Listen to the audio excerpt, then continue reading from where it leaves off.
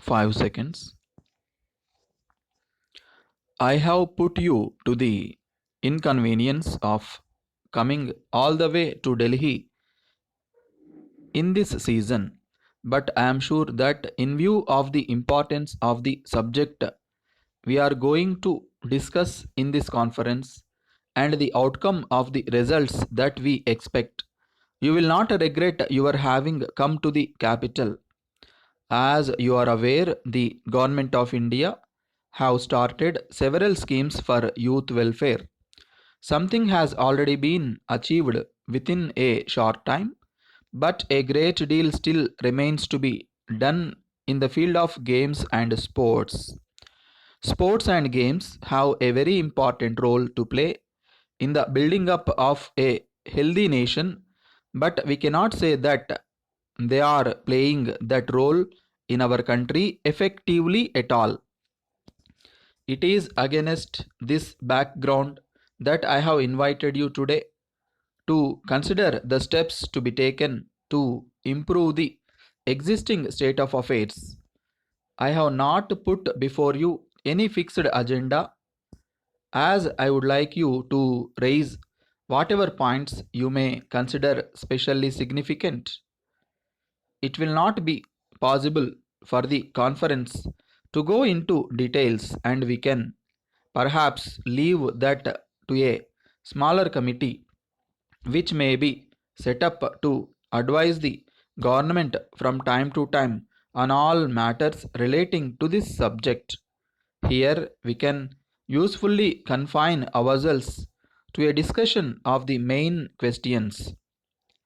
We must consider the resources, both human and material, at our disposal and examine how they can be used to the best advantage.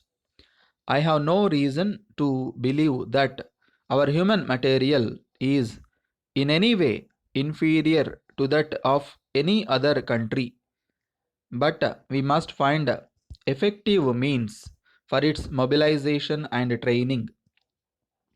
It is, in my opinion, a question of organization. The greatest need is to have effective and clean organizations which will be free from defects. The sports institutions must command general confidence and respect.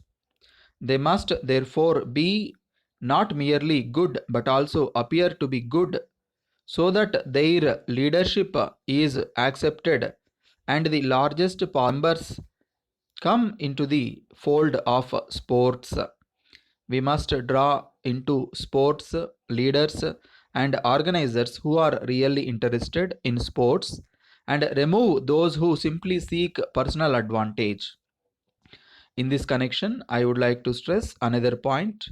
While the government should no doubt do all that is in their power to encourage and support sports, the main responsibility must rest with those bodies which are actively engaged in the work so that sports can thrive on the people's effort.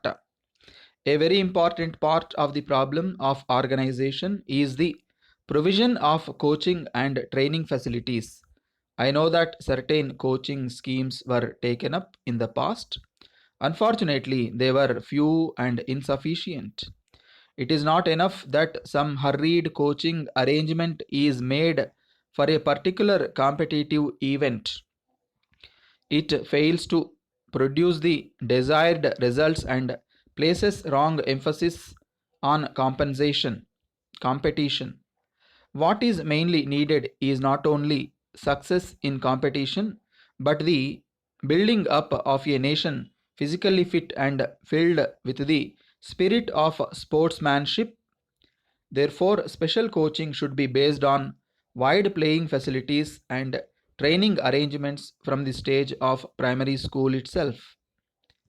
The two principal problems of material resources are those of playgrounds and finances.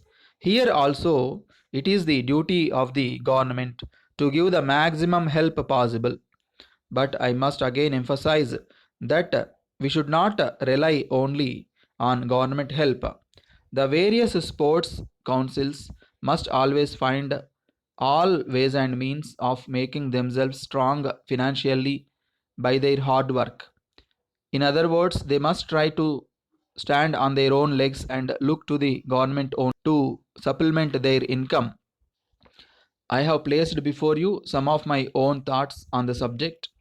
I now invite you to a full and frank exchange of ideas. I expect that before we close our discussions today, we will have not only a clear picture of the problems facing us, but we will also have a reasonably clear plan of tackling those problems. It will not serve any useful purpose to find fault with others in a negative way. We should admit that, in spite of severe drawbacks, many organizations and individuals among you and elsewhere have done valuable service in the cause of games. But at the same time, we must also understand that the total picture at present is far from satisfactory. We must therefore adopt concrete and effective methods to improve the present positions as quickly as possible. As far as I am concerned, I shall listen to you eagerly to find out what proposals you are going to suggest to the government for the improvement of games and sports in the country. I assure you that all your suggestions will receive the fullest and the most earnest consideration of government. I may tell you, I shall do everything possible with your cooperation to give our youth a better deal than they have had so far. Messrs. Premier General Stores, Trunk Road, Guntur. Dear sirs, we have pleasure in sending you a sample packet of our modern soap powder which we have placed on the market. As a result of a long and careful research, this product has been brought into being. We are confident that it will fulfill a long felt need. From the catalog enclosed, you will find that it possesses many special merits which place it ahead of other competitors. It is highly economical. It dissolves readily in water and cleans all kinds of clothes quickly. The use of this new powder will save a lot of labor in rubbing and rinsing. 20 grams of powder mixed in a bucketful of water will work wonders even with a dozen pieces of clothes. A novel feature added to this is that it acts equally well on any type of cloth. Moreover, it gives a longer life to the clothes. We have engaged our representatives in the districts all over the country in order to carry on door to door canvassing of our product. They explain to the consumers the better quality of our soap powder by means of practical demonstration. We have been receiving many inquiries from different parts of the country. This goes to prove that the public at large have recognized the merits of the product. We are therefore confident that its usefulness will easily enable you to find a ready market. The terms of our offer of this unique product are very liberal. It has been priced at a very economical level so as to be within the easy reach of the common man.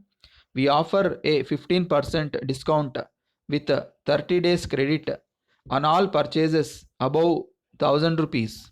The goods will be promptly and delivered right at your stores, the freight charges being borne by us.